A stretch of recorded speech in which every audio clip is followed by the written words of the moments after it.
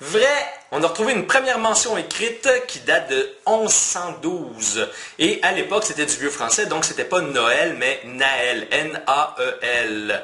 L'étymologie du mot Noël reste quand même floue et certains l'associent aussi aux Gaulois, oui, les ancêtres des Français, à deux mots gaulois, en fait une contraction de ces deux mots-là, le mot noyo qui signifie nouveau et hel qui signifie soleil, donc nouveau soleil, ce qui a référence probablement au solstice d'hiver. Au Moyen Âge, le mot Noël était également utilisé pour exprimer une bonne nouvelle, comme par exemple, vous avez cliqué sur le lien, c'est la bonne réponse, Noël, Noël, j'ai la bonne réponse, Noël! Deuxième round, deuxième affirmation cadeau. Saviez-vous que vers l'an 1000, donc à peu près vers la moitié du Moyen Âge, l'Église a utilisé l'importance que les gens accordaient à la fête de Noël pour imposer la trêve de Dieu, c'est-à-dire une espèce de période de paix pour calmer les seigneurs de guerre chrétiens qui étaient un petit peu trop portés sur l'épée.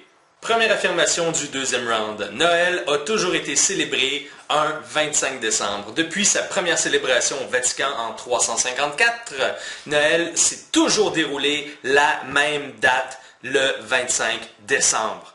Deuxième affirmation, Noël est un mélange de trois fêtes. Pas une, pas deux, trois fêtes païennes. La première étant celle du solstice d'hiver qui habituellement tourne autour du 21 décembre.